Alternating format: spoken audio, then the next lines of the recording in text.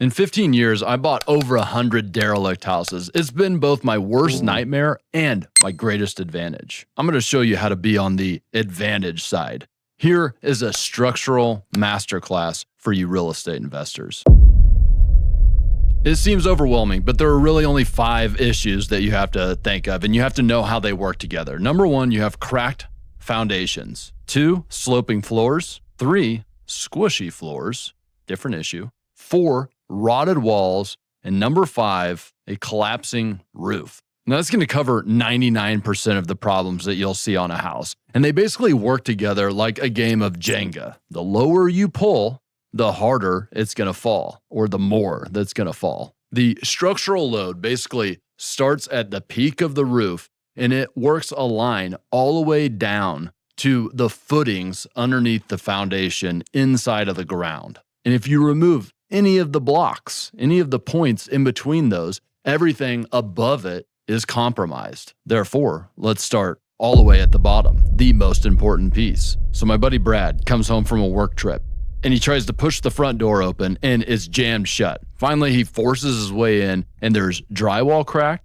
The doors won't open properly. His cabinet doors were literally open because they couldn't stay shut because the house had altered so much. Floors were split. You get the idea. And he's like, what could have possibly happened? And then he remembers a phone call that he had with his wife while he was gone. She says, hey, Brad, how do I drain the pool? And Brad explains to her how you siphon it down the hill in the backyard all the way down to the stream. And yeah, if you're married, you know she didn't listen to any of that. She just pulled the plug. Hundreds of gallons of water hit the back of the house at the same time. Structural disaster. But here's the thing. On most houses, it's not 100 gallons at the same time. It's a slow, steady corruption of the structure of your house. Specifically talking about the foundation.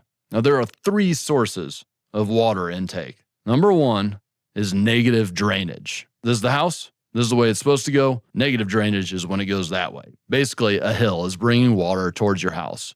Number 2 is pooling, generally caused from condensation from an HVAC. You got a window unit AC that drips down the side of the house. It's pooling water right next to your foundation. You got a regular HVAC unit that has a condensation line that goes outside of the house. Sometimes they don't go far enough away from the house. And number 3 is saturation, generally caused from having no gutters or gutters that don't work properly. Now, the footings that hold up the foundation have 2 main rules by code. Number 1 is how wide they need to be, the size for different soils in different regions of the United States. Certain types of soil need a wider base to be able to sit on it properly and hold the weight. And number 2 is the depth based upon the frost line of the region that you're in. When I was in Denver, it was 3 feet deep. The footing had to be 3 feet deep. Now in Tennessee, it needs to be a foot deep because it's warmer here. Those things are set out in the code book. But water destroys even a code-compliant foundation. Now recognize that when I say foundation, I'm really talking about the footing and the stem wall that sits on top of it. The stem wall could be blocks. It could be a solid poured foundation wall. Could be brick if it's real old. So before you repair it, you have to stop the bleeding. So for the negative drainage, generally what you do to stop that is you put a retaining wall in, and then you put a French drain behind the retaining wall. Water comes, hits the retaining wall, drops into the French drain. The French drain flushes around the sides of your house instead of into your house. Now with the pooling and the saturation, basically all the same thing. It's a guttering system that actually works.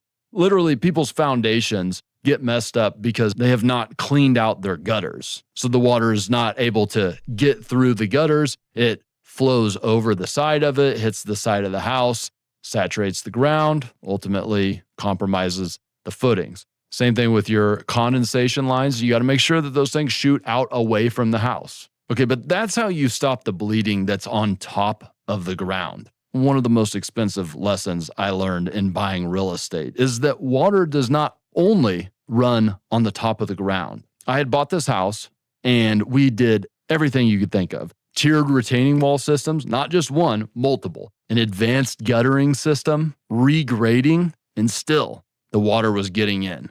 And then one day we were out digging a trench for a plumbing line, actually out in the back, unrelated. And one of the guys calls me over and he says, yo, you got to check this out. I look at the bottom of the hole and I can actually hear the water running. And that's when I realized that a hill works like a sponge. When it rains, it gets saturated and more. And then the water still has to flow just like it would downhill, but it's inside of the hill. So there's actually an underground stream running through that hill. And my house is just sitting there like a rock in the middle of a stream. And you know what happens to a rock in the middle of a stream?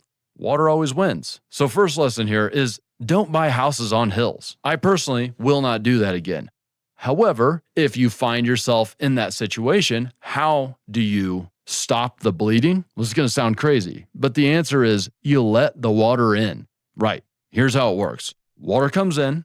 All right. Here's your foundation wall. Water comes in, hits that wall. It's going to go through that wall. But on the other side of the wall, you have a moisture barrier. So the water comes in, hits the back side of that moisture barrier. It goes down to a French drain that you've cut into the floor. That French drain drains into a sump pit that is in your crawl space or basement.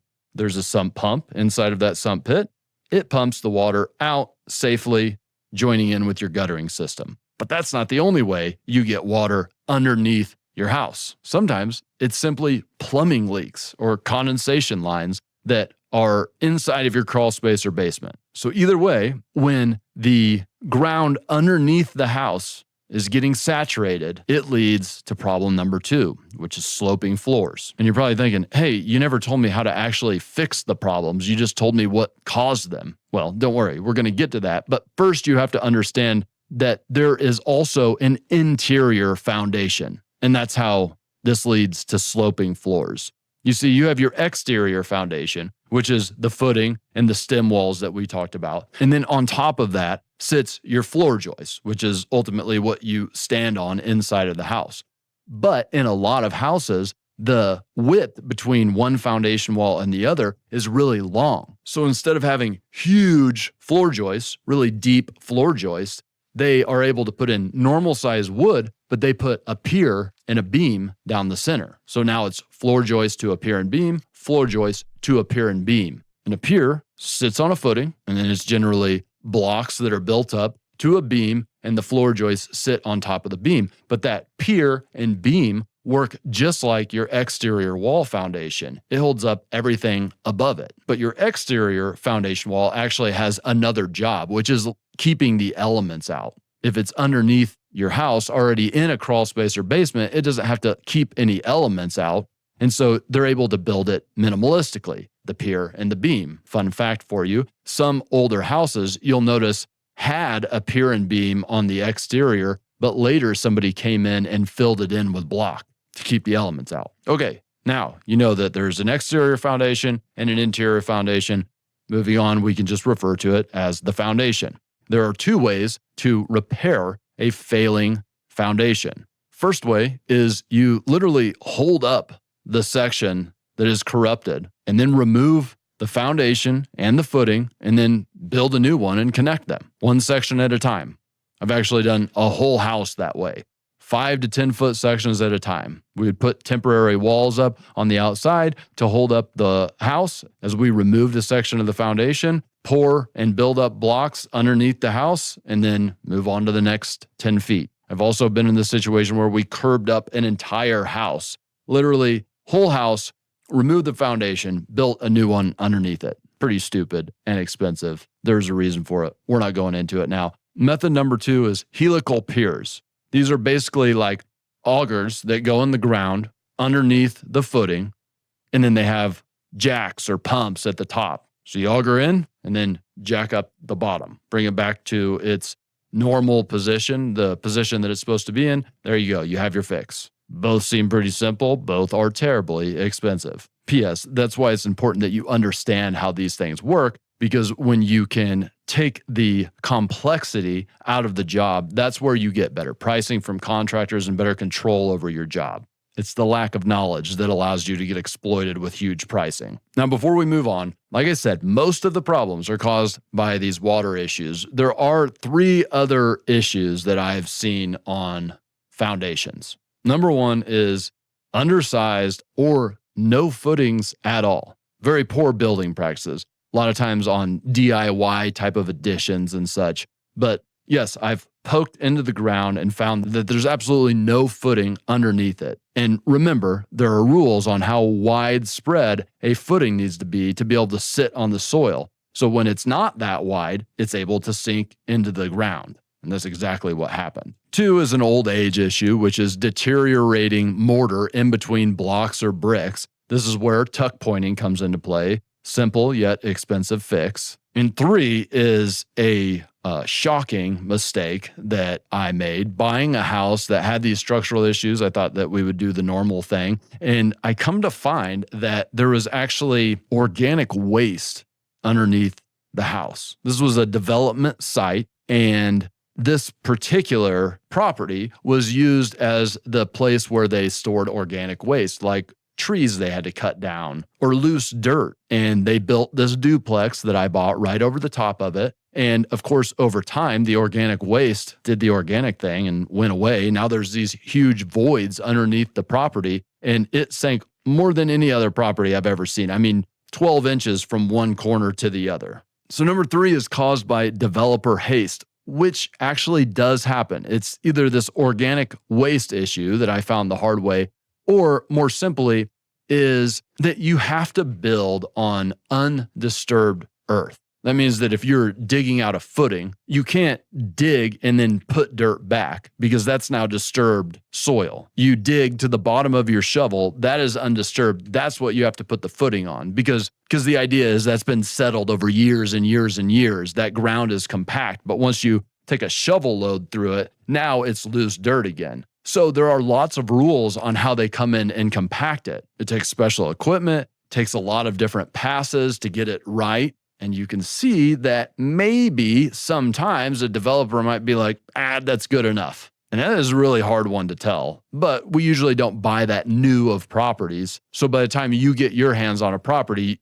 those voids are going to have shown themselves. A little bit different with this organic waste scenario because that took a lot of years for it to start to show its ugly face. And even though it had those issues, I thought, this is going to be just a normal walk in the park kind of structural issue. It was not. It cost me a lot of money. Still dealing with it right as we speak. Okay, now, sloped floors take 3 different forms. You have a mid-hump, a mid-dip, and a roller coaster.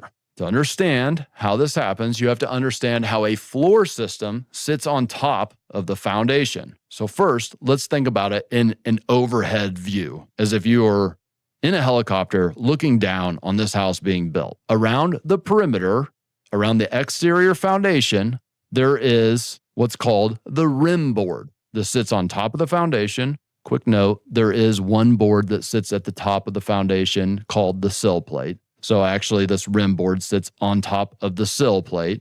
And then in between the rim board runs your floor joist. On top of that would be your subfloor, the plywood that you actually stand on. Now, most houses, like I said, are really wide. So underneath the center of those floor joists is a beam with a pier and a footing underneath it. Perfect. You're with me, right? Now let's move to a side view, like the house is cut in half. You got exterior foundation, center pier and beam, and then you have your floor joists running over the top of them. All right, you're with me, right? Let's start with a middle hump. You got your middle pier, and water has been hitting the exterior foundation. Therefore, the exterior foundation on one side or both is able to sink. That's how you have your middle hump. Crawl space or basement is dry. That pier was able to stay intact. Now, middle dip is the opposite. The exterior foundation is able to stay intact, but you have saturation underneath the house that has allowed the footings underneath the piers to be corrupted and they sink. So now you have good exterior, sunken center, boom, you have your dip. And finally, you have your roller coaster. Now, what happens in this scenario is that the exterior foundation and the interior foundation have stayed fine, but the span between the exterior and the interior foundation is too wide. Therefore, the actual floor joists have started to deflect or bend down. That's what that means. So how do you fix it? You got to put another pier and beam in between to cut the span in half. There you go. Now, like I said before, soft floors are different than sloped floors. Soft floors come from a different issue, we've already been going pretty long for this video. And so I'm going to direct you to another video that I made that is all about the wood structure of a house. Not talking about foundations at all. It's not talking about the sloping floors. It is talking about just the wood structure of the house. That's the floor joists, the walls that sit on top of it, the roof that sits on top of that. Same kind of setup. And the thing about all of these structural issues that you need to understand is that insurance won't cover this crap. So you really need to gain the knowledge so you can deal with it effectively. Thanks for hanging out.